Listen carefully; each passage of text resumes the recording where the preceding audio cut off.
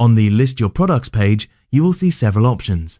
Because we are creating a new listing for a product that does not yet exist on Amazon, choose the blank form option or select I'm adding a product not sold on Amazon, depending on your dashboard layout.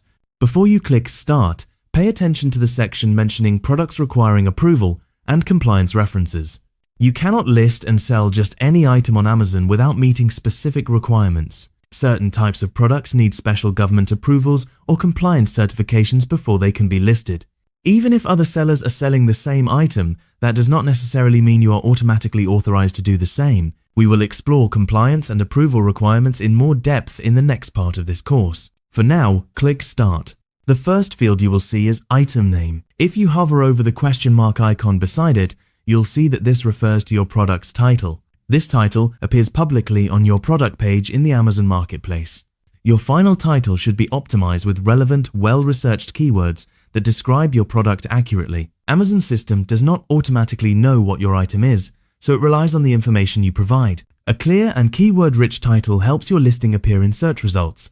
This part is extremely important because Amazon uses your title to index your product and determine when and where it appears during customer searches. A strong, optimized title increases your product's visibility, helping it rank higher and appear on the first page of search results, which is where over 70% of all online sales occur. Getting your title right plays a key role in your success. We will go deeper into keyword research and optimization later in the course. For now, if you are just creating a listing to check whether your product is allowed or restricted, you can enter a simple descriptive title. For instance, I am currently working on a product called Latest iPhone 17 Mobile Case Covers. On my listing, the title is already keyword optimized. I could simply copy that title and paste it here, or for the moment, I could type iPhone 17 Mobile Cases. You can always revise and improve the title later.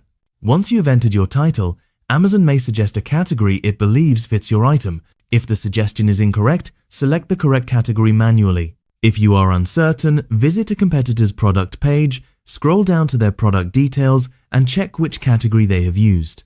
Once you confirm it, click Confirm.